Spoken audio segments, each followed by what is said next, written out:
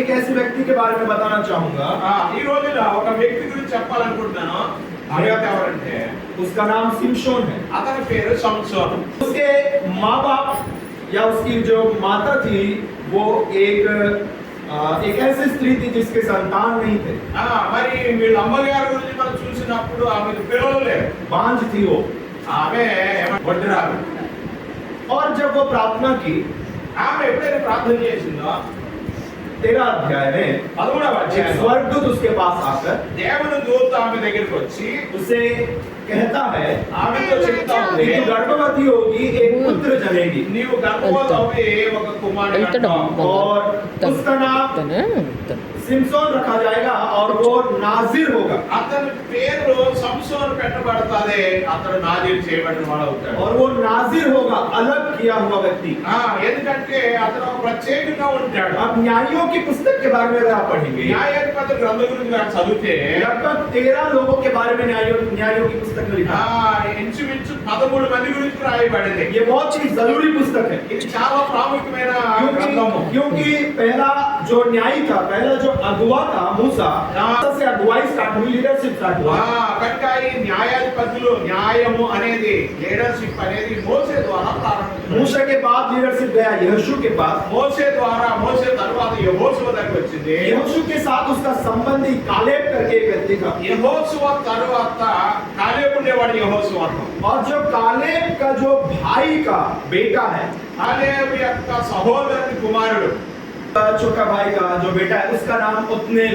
కనుక కాలేబు తమ్ముని యొక్క కుమారుడు, అతని పేరు ఒత్నియేలు. ये उतनेल जब तक आया न्यायी बन के, ఈ ఒత్నియేలు న్యాయాధిపతి అయిన తర్వాత उससे पहले क्यों उसको लेकर आए परमेश्वर? ఎందుకు దేవుడు అతను తీసుకుని వచ్చాడు? पहला अध्याय में अगर आप पढ़ेंगे, మొదటి అధ్యాయం మనం చదివితే 12 और 13 वचन में, 12-13 వచనాల్లో और जब उनके पास और कोई जरिया नहीं था, वो प्रार्थना कर रहे परमेश्वर से।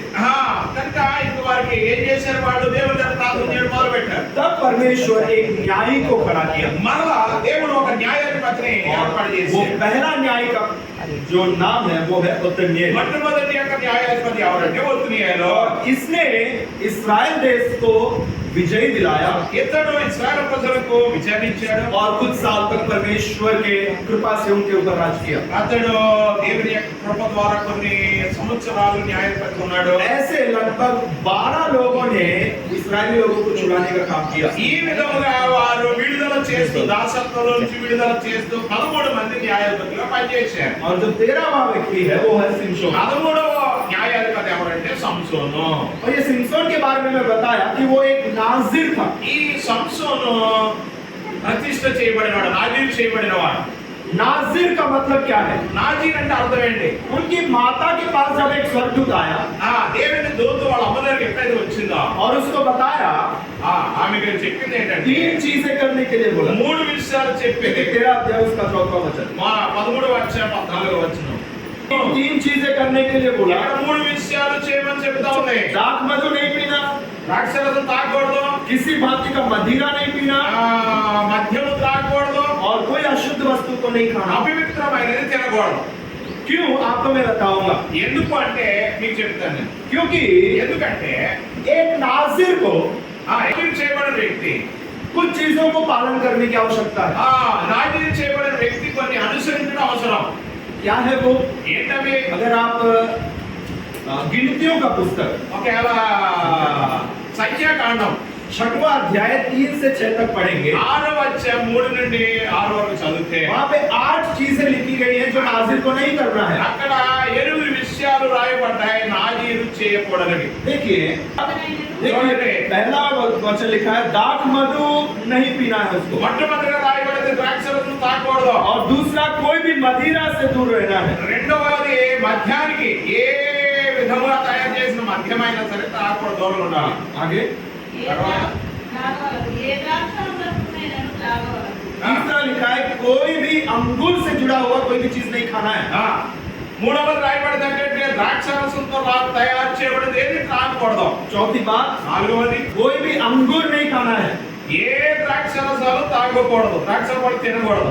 चाहे वो कच्चा हो या सूखा हो। అవి పచ్చి అయినా సరే ఎండినవైనా సరే. कच्चे वाले को अंगूर कहते हैं हम, మనకు తెలుసు పచ్చివేమో ద్రాక్ష పళ్ళు అంటాం. और जो सूखा जाता है ఎండిపోయిన దాన్ని उसको हम ఏమంటాం? क्या कहते हैं? किशमिश, కిస్మిస్. जो हम लोग खीर वगैरह में डालते हैं, కదా సేమియాలు గట్ట వేసుకుంటారు. वो भी नहीं खाना है उसको। అవి కూడా తాగకూడదు ప్రత్యేకంగా. चीजें और लिखा है, उसके सर पे कोई भी छुरा नहीं लगना। దీంతో చూస్తున్నాం అతని తల వెంట్రుకలు కట్ చేసుకోకూడదు. छठवीं बात, उसको लंबे बाल रखना है। నాలుగోది ఏంటంటే అతను పొడవంటి వెంట్రుకలు పెట్టుకోవాలి, ఉంచుకోవాలి. और आखिरी बात, చివరిది छठवां वचन में लिखा है, 6వ వచనం రాయబడింది. कोई भी मरा हुआ व्यक्ति के पास या लाश के पास नहीं जा सकता। చనిపోయిన వ్యక్తి శవము దగ్గరికి వెళ్ళకూడదు. वो कोई भी अंगूर से बना हुआ रस नहीं खा सकता, पी नहीं सकता, ద్రాక్షారసంతో చేయబడింది తాగలేడు, मदिरा नहीं पी सकता, మద్యమేది తాగలేడు, अंगूर नहीं खा सकता, ద్రాక్ష పడు తినలేడు, बाल नहीं काट सकता, తల కట్ చేయలేడు, और छुरा नहीं लगा सकता। మగలకత్తి వేయకూడదు. और आखिरी बात, చివరిది ఏంటంటే कोई भी लाश के पास नहीं जा सकता। చనిపోయిన ఏ వ్యక్తి దగ్గర కూడా వెళ్ళకూడదు. और बहुत ही सटीक रीति से परमेश्वर ने बताया, ఇవన్నీ చాలా ప్రత్యేకంగా కఠినంగా ఉండాలి. मान लो कि 3-4 नाजिर लोग खड़े हैं, ఒకవేళ ఆలోచించండి, ఒక ముగ్గురు నలుగురు నాజీలుగా నిలబడ్డారు. और उसमें से अचानक से कोई मर गया, ఒకవేళ అందులో ఒక్కడు కానీ చనిపోయాడు అనుకుందాం. और वो तो जानबूझ के नहीं मरा है, అతను తెలిసి చనిపోలేదు కదా. और जो बाजू में जानबूझ के नहीं खड़ा उसके साथ, ఒకవేళ తెలిసి నిలబడలేదు, वो लाश के पास खड़ा हुआ है, उसको क्या करना पड़ेगा? ఒకవేళ సముద్రం నిలబడ్డాడు, ఏం చేయాలి అప్పుడు? 7 दिन तक घर से नहीं निकल सकता वो, अगर ऐसा कुछ होता है। అలాగే జరిగింది. 7 రోజుల ఇంటిలో నుంచి బయటకు రాలేడు. 8वें दिन में 8వ రోజున उसको कोई पक्षी आके बलि चढ़ाना पड़ेगा, పక్షి पक्षी। ఏదైనా తీసుకుని వచ్చి దేవుని సన్నిధిలో బలి అర్పించాలి. फिर अगले 7 दिन तक वो घर पे रहेगा। తర్వాత మరలా ఇంకొక 7 రోజులు ఇంటి దగ్గర ఉంటాడు. फिर अगले 8वें दिन में మరలా 8వ రోజున कोई पशु की बलि चढ़ाएगा। ఏదైనా పశువులు తీసుకుని వచ్చి బలి అర్పిస్తాడు. फिर उसके बाद उसके 15वें दिन में या 16वें दिन में తర్వాత 15-16 రోజుల తర్వాత वो जो पशु के साथ ఏ పశువునైతే वो बलि चढ़ाता है, బలి అర్పించాడో उसके साथ साथ उसके बाल मुंडवाए दिए जाएंगे। 15-16 రోజుల తర్వాత ఏ బలి అర్పించాడు అక్కడే అదే స్థలంలో ఏం చేస్తాడంటే తన తల కూడా తీర్చి వేసుకోవాలి వెంట్రుకలు. और वो जो भी बाल है वो पशु के साथ वो आग में डाल दिया जाएगा। ఏ పశువుతో అయితే వధించాడు అదే పశువుతో తన వెంట్రుకలు కూడా దహింపబడతాయి. और जब तक बाल उगेंगे नहीं तब तक वो किसी को दिख नहीं सकता। కనుక ఆ వెంట్రుకలు తీసే వరకు ఎవరిని కనపడకూడదు, చూడకూడదు. एक ऐसा विशेष कार्य కనుక ఇది ఒక విశేషమైన जिसको एक नाजिर प्रतिज्ञा कहते हैं। దీనిని ఒక నాజీరు లేక ప్రతిష్ఠిత అంటారు. एक ऐसा व्यक्ति को चुना परमेश्वर ने, అలాంటి వ్యక్తిని దేవుడు ఇలాంటి వ్యక్తిని ఏర్పాటు చేసుకున్నాడంటే जिसका नाम था सिमसोन, అతని పేరే సంసోను. और जिसको परमेश्वर ने कहा ఇతని దేవుడు అంటున్నాడు कि उसका जो ताकत है उसके बाल में है, అతని యొక్క శక్తి తన వెంట్రుకలో और ఉంది. जिस दिन उसके बाल काट दिया जाएगा ఎప్పుడైతే తన వెంట్రుకలు కట్ చేయబడతాయో वो अपने ताकत को खो देगा। తన యొక్క బలాన్ని కోల్పోతాడు. बाइबल में बहुत सारे नाजिर देख पाते हैं। బైబిల్లో చాలా మంది నాజీరు చేయబడిన వారిని చూస్తాం. पहला सिमसोन को देख सकते हैं। మొట్టమొదటిగా సంసోను చూస్తాం. दूसरा రెండవది सामुएल के बारे में लिखते हैं, సమూయేలు గురించి చూస్తాం. उसको नाजिर तो नहीं कहा गया है, అతన్ని నాజీరుగా రాయబడలేదు. लेकिन जब हन्ना प्रार्थना करती है కానీ అన్న ప్రార్థన वो कहती है చేసి अगर आप मुझे पुत्र देंगे అన్న ప్రార్థన చేస్తది. ఒకవేళ కుమారుడిస్తే उसके बाल पे कभी छुरा लगने नहीं అతని दूंगी। తల మీద వెంట్రుకలకు మంగళగతి వేయనివ్వను. सामुएल సమూయేలు वो एक नाजिर के व्यक्ति में तौर पे देखा जाता है। కనుక సమూయేలు కూడా ఒక నాజీరు వ్యక్తిగా మనం చూడవచ్చు. तीसरा व्यक्ति यूहन्ना बपतिस्मा देने वाला यूहन्ना, మూడవది బాప్తిస్మ ఇచ్చే యోహాను. उसने कभी बाल नहीं काटे। అతను ఎప్పుడు తల వెంట్రుకలు కట్ చేసుకోలేదు.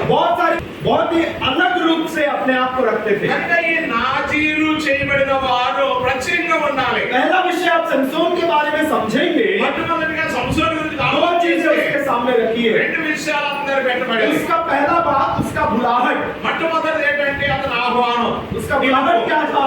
ఏంటి అతని పిలుపు? नासिर का बुलाहट था। నాజీరు అని పిలువబడింది. लेकिन आप अगर सिमसोन के बारे में पढ़ेंगे, సంసోను గురించి చదివితే उसने एक ऐसी स्त्री से विवाह लिया ఒక ఎలాంటి స్త్రీతో వివాహం जो చేసుకుంటే अपने लोगों की नहीं थी।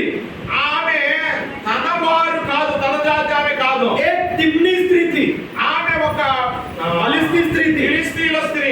जो अपने दुश्मन के इलाके में पाई जाती थी। ఎందుకంటే ఇశ్రాయేలు యొక్క శత్రువులని వారు పిలువబడ్డారు. और जब वो स्त्री को पसंद करता है ఆ యొక్క ఫిలిస్తీన్ల స్త్రీని ఇష్టపడ్డాడు और जब సంసోను. अपने माँ बाप को कहता है आके के వెంటనే వారి తల్లిదండ్రులు చెప్పాడు సంసోన్ వచ్చి. उसके माँ बाप कहते हैं नहीं वो हमारी बेदारती की नहीं है, అప్పుడు సంసోన్ తగ్గడం లేదు మనకి వాళ్ళ శత్రులు మనం పెళ్లి हमारे చేసుకోవాలి, लोगों की नहीं है। మనోళ్ళు కాదు వాళ్ళు. लेकिन संसोन मानने वाला కానీ था। సంసోను మాత్రం వినలేదు.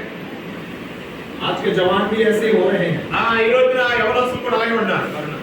माँ बाप की बात सुनने वाले बहुत कम, ఈ రోజుల్లో కూడా ప్రియ దేవుని బిడ్డలారా తల్లిదండ్రుల మాట వినే పిల్లలు తక్కువ, और अपने मर्जी के चाल चलने वाले ज्यादा हो गए। చాలా మంది ఎలా ఉన్నారంటే పిల్లలు ఈ రోజున వాళ్ళు సొంతముగా నడిచేవారు. और सिमसोन भी वैसे ही था, సంసోన్ కూడా అలాంటి వాడే. और वो अपने आप को लेकर एक अन्य जाति स्त्री से विवाह लगा, అతను ఆలోచన చేసుకుని అన్య స్త్రీని పెళ్లి अपने చేసుకుని बुलाहट को छोड़ा, అతని యొక్క పిలుపుని విడిచిపెట్టాడు, अपनी प्रतिज्ञा को छोड़ा, అతని ప్రతిష్టతను जो విడిచిపెట్టాడు. परमेश्वर ने विशेष बुलाहट किया उसको छोड़ ఏదైతే दिया, దేవుడు ప్రత్యేకంగా పిలుచుకున్నాడో దాన్ని కోల్పోయాడు. और अपने आप को बेच दिया। అతన్ని తను అమ్మేసుకున్నాడు. इसके वजह से एक स्त्री के वजह से, ఎందుకని ఒక స్త్రీ వలన. और इसके जीवन में देखा जाए, ఇతని జీవితంలో చూస్తే और इसका जीवन जो गिरने का कारण हुआ అతను పడిపోవడానికి కారణాలు वो एक ఏంటంటే, स्त्री हुई थी, ఒక స్త్రీ के वजह से ये गिरा। స్త్రీ వలనే పడిపోయాడు. और ये स्त्री कौन थी? तिम्नी स्त्री। ఎవరి స్త్రీ? తిమ్నాతు ఊరి ఆమె, ఫిలిస్తీనా.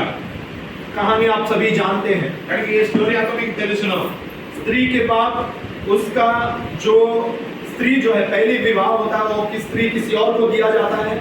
కనుక ఆ స్త్రీ అలా ఏమైంది, విడిచిపెట్టిన తర్వాత వేరే అతను ఆమెను పెళ్లి और वो చేసుకున్నాడు. गुस्से में आके एक गधे के जबड़े से కనుక కోపం మీద బయటకు వచ్చేసి 1000 लोग को मार देता ఒక है। గాడిద ఎముకను తీసుకుని 1000 మందిని పిలుస్తుని చంపేస్తాడు. इसके बाद एक और स्त्री उसके जीवन में आती है। తర్వాత మరొక స్త్రీ ఆమె అతని జీవితంలోకి వచ్చింది. आप जानते हैं उसका नाम क्या है? ఎవరో మీకు తెలిసిన ఆమె పేరు చెప్పండి.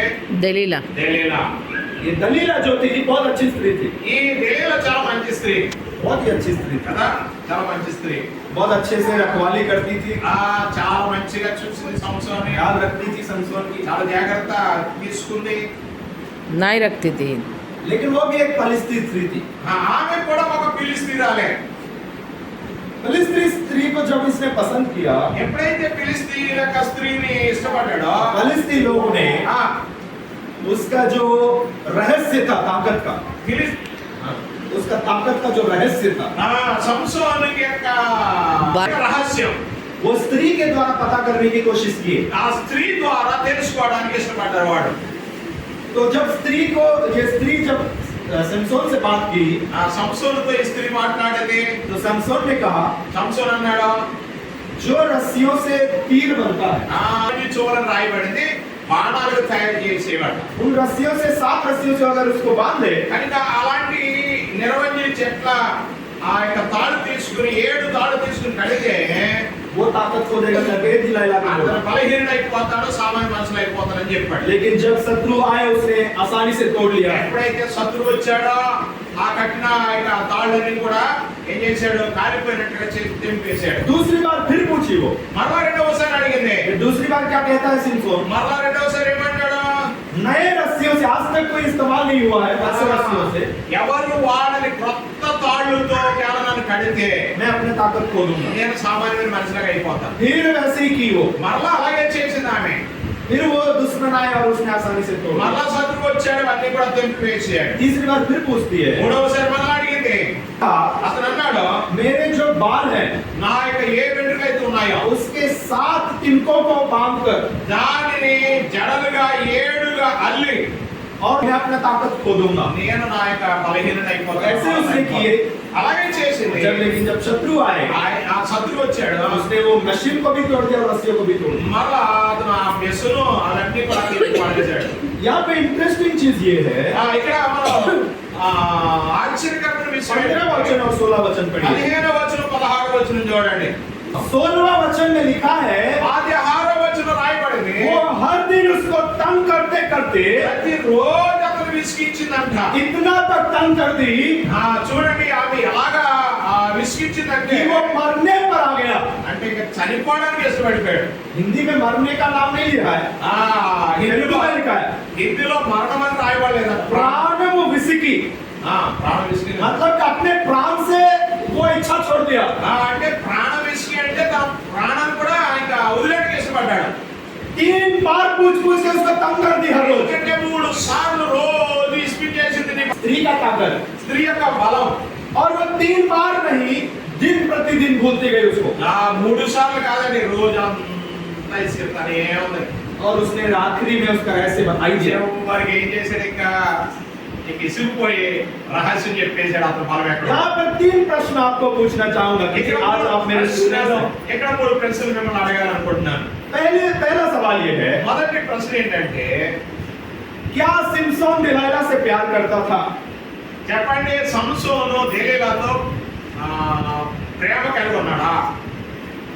क्या सिमसोन दिलाइला से सच में प्यार करता था? हाँ सच में। నిజంగా సంసోను దెలీలాను ప్రేమిస్తున్నాడా? सवाल, రెండవ ప్రశ్న, क्या दिलाइला सिमसोन से प्यार करती थी? नहीं। దెలీలా సంసోను ప్రేమిస్తుందా? అర్థమైందా? మొదటిదేంటి, సంసోను దెలీలా ప్రేమిస్తూ ఉన్నాడా? రెండవది, దెలీలా సంసోను ప్రేమిస్తూ ఉందా? ప్రేమించట్లేదు. ప్రేమించట్లేదు. ఫస్ట్ అవును అన్నారు, రెండోదేమో కాదంటారు. కాదంటున్నారు. మూడవ సవాల్, మూడవ ప్రశ్న, तीसरा सवाल ये है, మూడవది ఏంటంటే, अपने रहस्य को बताने के अलावा क्या सिमसोन के पास और कोई रास्ता नहीं था? అతను ఆ యొక్క రహస్యం చెప్పడం తప్ప ఇంక వేరే మార్గం లేదా తప్పించుకోవడానికి? उसके पास क्या रास्ता था? आप मुझे वो जवाब दीजिए। ఏంటి దారులు ఏంటో చెప్పండి. क्या कर सकता था सिमसोन? ఏం చెప్పేవాడు? రాణి అంటుంది. రాణి చెప్పు. ఆరిపోవచ్చు. పారిపోవచ్చు. मारिको। अच्छा, ఎవరు మారిపోవాలి? సంసోన్ वेरी गुड। और कोई? ఇంకా सिमसोन के पास बहुत सारे रास्ते थे। సంసార దగ్గర చాలా మార్గాలు ఉన్నాయి తప్పించుకోవడానికి. अब आपको मैं एक और सवाल पूछता हूं, जो पहले प्रश्न का जवाब आपने दिया, మా అమీర్లు అడిగినప్పుడు మీరు చెప్పండి, మొట్టమొదటి ప్రశ్నకు సమాధానం. आपने बोला सिमसोन दिलाइला से प्यार करता था। మీరు చెప్పారు సంసోను దెలీలాను ప్రేమిస్తున్నాడని. क्या वो प्यार था या उसकी आवश्यकता थी? చెప్పండి, అది ప్రేమ లేకపోతే అవసరమా? అవసరమే. प्यार नहीं था वो, ప్యార్ కాదు, అది ప్రేమ కాదు. इसलिए वो लड़की से लड़की अपने आप को बेचता गया। కనుక ప్రియ దేవుడు గమనించండి, అతను పెళ్లి చేసుకున్న భార్య విడిచిపెట్టేశాడు, మళ్ళా వేరే స్త్రీ దగ్గరికి వెళ్ళాడు. तो ये प्यार कैसे कहलाता है? ఇది ప్రేమను ఎలాగంటారండి? कैसे कह सकते हैं कि सिमसोन दिलाइला से प्यार करता था? ఇది ప్రేమను అందరూ ఎలా ప్రేమిస్తున్నాడు దెలీలాని? वो प्यार नहीं, एक अभिलाषा थी उसकी। ప్రేమ కాదు, తన ఆశ అంతే. दूसरी बात का सवाल आपने दे दिया, सवाल का जवाब। రెండవ జవాబు మీరు ఇచ్చేశారు. दिलाइला प्यार करती नहीं थी उससे। అతన్ని ప్రేమించలేదు దెలీలా. तीसरा सवाल का जवाब, మూడవ జవాబు क्या उसके पास ఏంటి? और कोई जरिया नहीं था? అతని దగ్గర మార్గం లేదా? था बहुत सारे। ఉన్నాయండి, చాలా ఉన్నాయి. वचन में लिखा है, వాక్యంలో రాయబడింది, वो मरते दम तक उसको तंग कर दी। అతడు చచ్చిపోయేలాగా విసిగి చేసిందంట. वो इतना डूब गया था उस अभिलाषा में ఆ యొక్క ఆశలో అభిలాషలో कि उस रिश्ते से बाहर निकल नहीं पाया। ఆ స్త్రీ అభిలాషలో అంతగా కూలిపోయాడు అంటే ఇంకా బయటికి రాలేనంతగా కూలిపోయాడు. कई बार हमारे जीवन में చాలాసార్లు మన జీవితాల్లో सिमसोन की लाइफ में ये स्त्री थी, ఆ, लेकिन कई बार हमारे जीवन में మన జీవితంలో కూడా हम कई चीजों के साथ इतना जुड़ जाते हैं, మనం కొన్ని విషయాలు వీటితో ఏం చేస్తామంటే ముడివేయబడిపోతాం. मरना पसंद कर लेंगे लेकिन वो चीज छोड़ेंगे नहीं। చచ్చిపోవడానికి ఇష్టపడతాం కానీ దాన్ని విడిచిపెట్టాం. मैं पूछूंगा तो बहुत सारा लिस्ट निकलेगा यहाँ। ఎలా చెప్పారంటే చాలా లిస్టులు వస్తాయి. बहुत सारे संबंध ऐसे बना लेंगे जहाँ पे हम चिपक जाते हैं।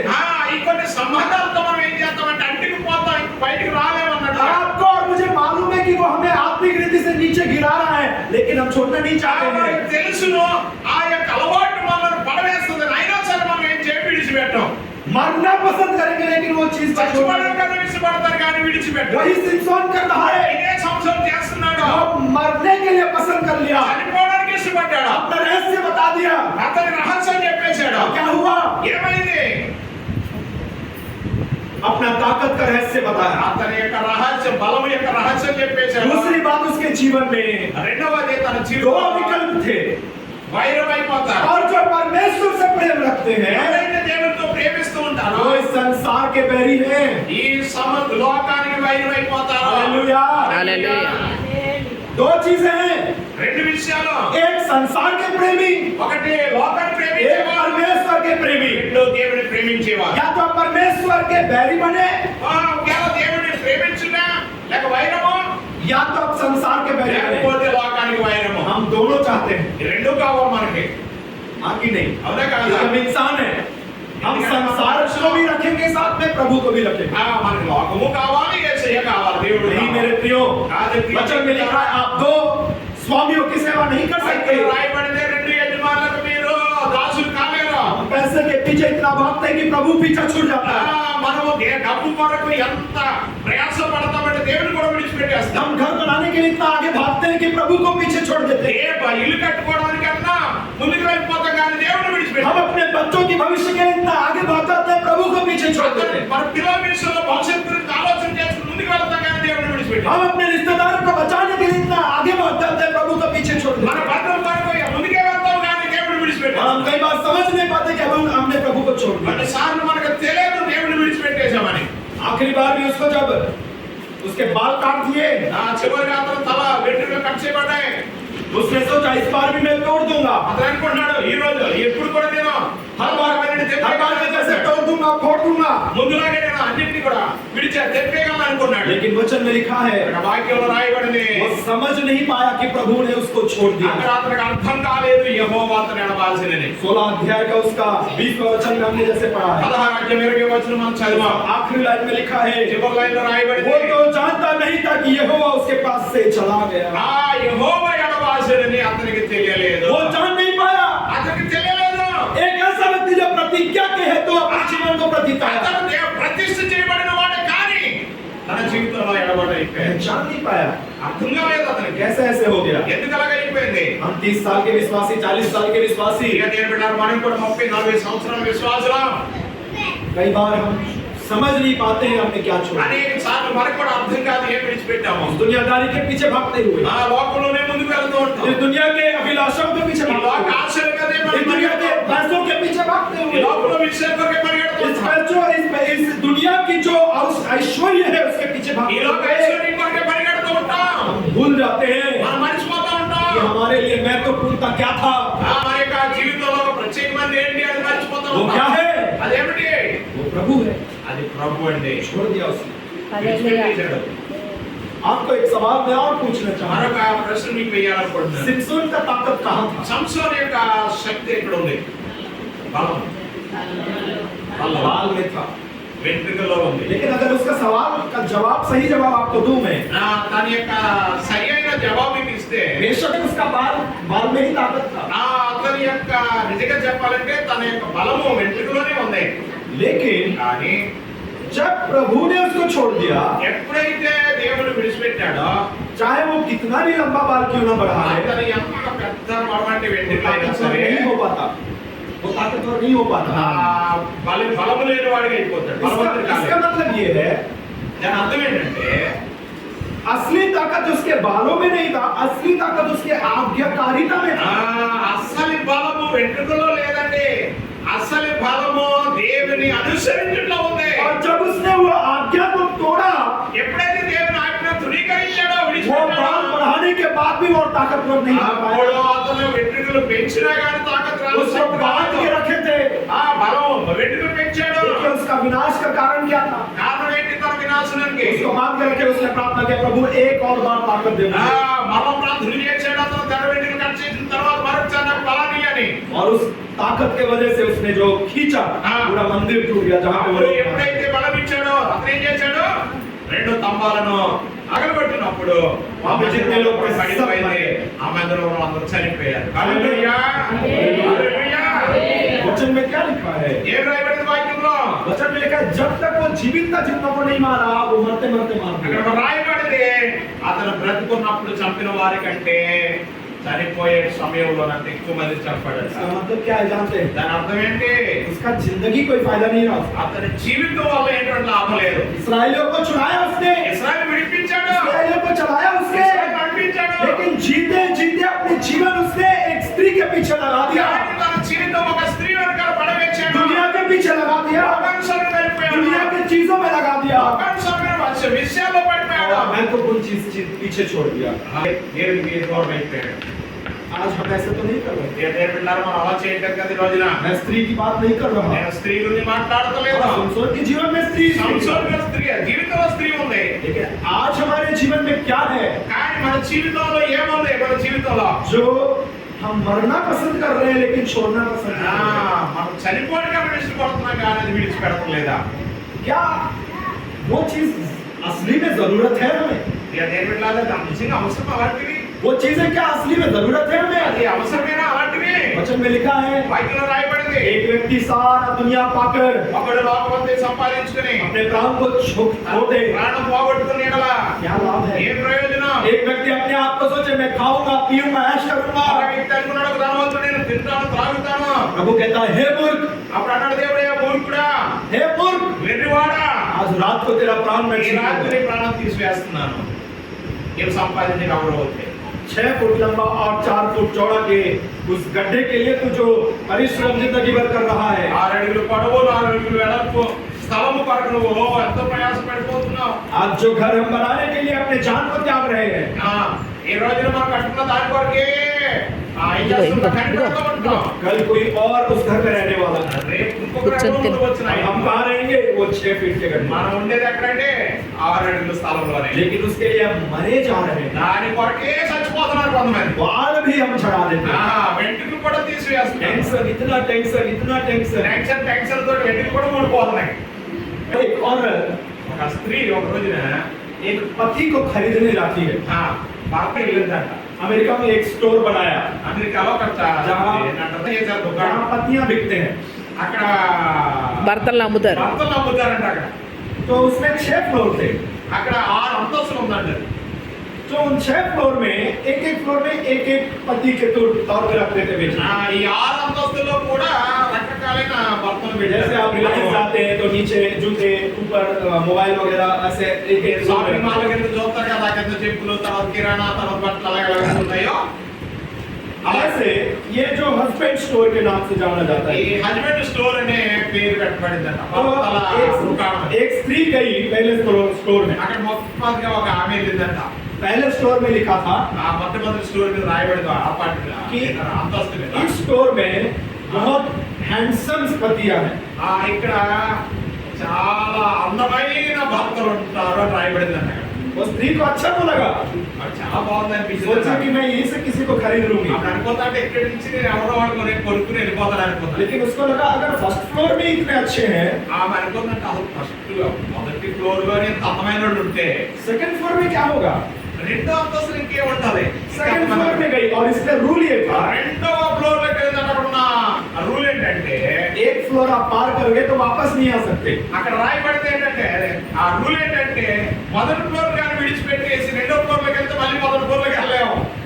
तो सेकंड फ्लोर में गई अभी। సెకండ్ ఫ్లోర్ లోకి వెళ్ళి वहाँ पे खूबसूरत भी है, అక్కడ सुंदर है लड़के అక్కడ ఉన్న వాళ్ళందరూ కూడా చాలా అందంగా ఉన్నారు కుర్రోళ్ళు. और उनकी अच्छी नौकरी है, మంచి ఉద్యోగం, प्राइवेट जॉब, ప్రైవేట్ జాబ్, 7,000 कमाते हैं। 60,000 సంపాదిస్తుంది. वो सोचे आप मुझे क्या चाहिए, ఆమె అనుకుందా నాకేం కావాలి, अब यहीं से खरीद लूंगी। ఇక్కడి నుంచి నేను కొనుక్కుని వెళ్ళిపోతాను. फिर वो सोची नहीं नहीं नहीं, అనుకున్నాను అబ్బే కాదు अगर इतना अच्छा पति यहाँ मिल रहा है, అదే మంచి భర్త ఇక్కడ దొరుకుతుంటే तीसरे फ्लोर में देखती हूँ और कितना अच्छा మూడో मिलेगा। అంతస్తులు ఇంకా ఎంత అందమైన ఉంటాడో. फिर तीसरे फ्लोर में गई, మళ్ళా మూడో అంతస్తుకి వెళ్ళిందంట. वहाँ पे लिखा था అక్కడ కూడా రాయబడింది यहाँ पे सुंदर लड़के ఇక్కడ మంచి అందమైన అబ్బాయిలు ఉంటారు, और सरकारी नौकरी वाले मिले, గవర్నమెంట్ ఉద్యోగస్తులు దొరుకుతారు. पेंशन के साथ, ఏంటంట పెన్షన్ पेंशन के साथ, नो टेंशन के साथ। పెన్షన్ దొరుకుతుంది, టెన్షన్ ఉండదని. वो सोची यहीं से ले लूंगी, అప్పుడు ఆమె అనుకుందంట అబ్బాయి ఇక్కడికి తీసుకెళ్ళిపోతుంది. क्योंकि अपनी बेटी के लिए हम गवर्नमेंट नौकरी वाले को ही ढूंढते हैं। కనుక మన యొక్క అమ్మాయిల కొరకు ఏం చేస్తాం చెప్పండి, గవర్నమెంట్ కదా చూస్తాం, గవర్నమెంట్ ఉద్యోగస్తులే చూస్తాం. प्राइवेट वाला का पता ప్రైవేట్ వాడికి అయితే ఎప్పుడు పోతుంది ఉద్యోగం తెలియదు. तो वो सोची यहीं से ले लूंगी। అనుకుందంటే ఇక్కడికి తీసుకెళ్ళిపోతాం. नहीं नहीं नहीं नहीं, वो सोची अगर इसमें इतना अच्छा है, चौथे में कितना अच्छा होगा। ఆమె అనుకుందంటే అరే ఇక్కడ 3 అంతస్తులు ఇంత ఉద్యోగస్తులు ఉంటే 4 అంతస్తులు ఇంకా चौथे में गई, 4 అంతస్తులకు వెళ్ళింది. चौथे में लिखा है सरकारी नौकरी है, सुंदर दिखता है और घर के काम में मदद करता है। 4 అంతస్తులు రాయబడిందంట. ఇక్కడ గవర్నమెంట్ ఉద్యోగస్తులు ఉన్నారు, అంతేకాదు ఇంటి పనిలో కూడా సహాయం చేసేవారు కలరు అని రాసి ఉందంట అక్కడ బోర్డు. उसको लगा अब तो घर में भी सहायता करेगा वो, అరే బాబురే ఇంట్లో కూడా సహాయం చేస్తాడా, पैर के ऊपर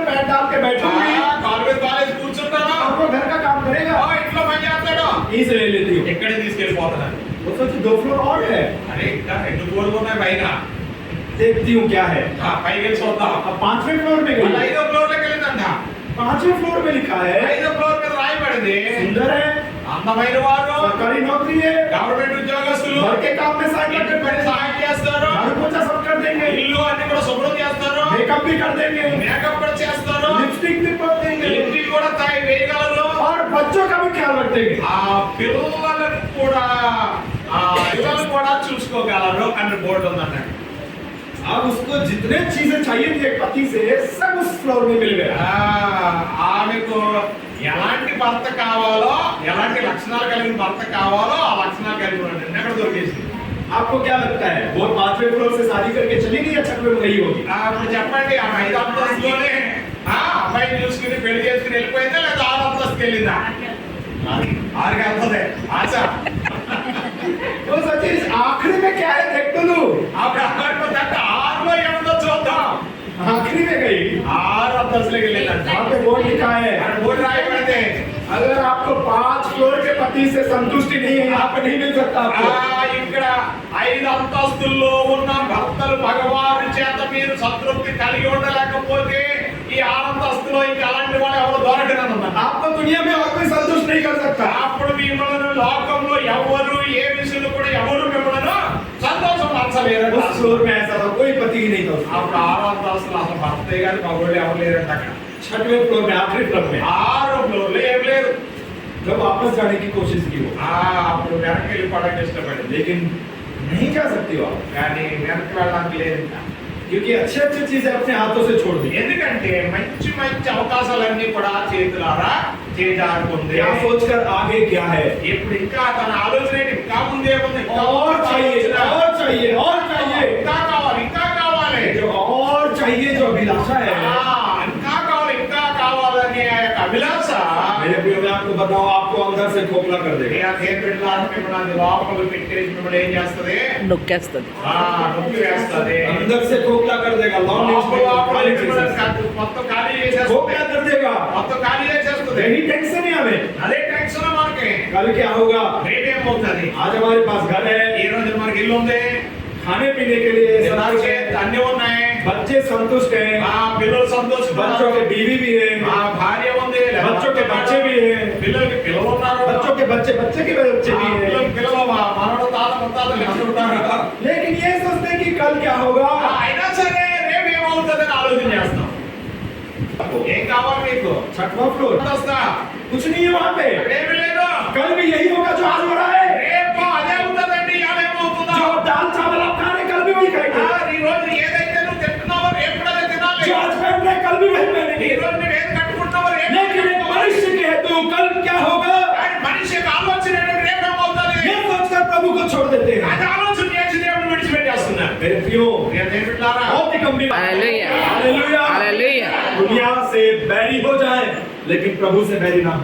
దేవుడిలారా, లోకానికి ఎడబాటు అయిపోయి పర్లేదు కానీ దేవుడికి మాత్రం ఎప్పుడు ఎడబాటు. आज की दुनिया परमेश्वर से बैरी होने के लिए तैयार ఈ है। రోజున లోకం దేవుడికి దూరం అయిపోవడానికి ఇష్టం. दुनिया की दोस्ती में, లోక సంబంధంతో, दुनिया के रिश्तों के उस दोस्ती में, లోక బంధముతో ముడివేసుకుని, दुनिया के इस प्यार के उस दोस्ती में, లోక ప్రేమతో, दुनिया के तमाम चीजें जो अस्थायी है उसके प्यार में ఏదైతే మనం ఆశపడుతున్నామో దాని మీద ప్రేమ కలిగి परमेश्वर को खो तो नहीं रहे हैं। దేవుడిని విడిచిపెట్టేయట్లేదు కదా మనం.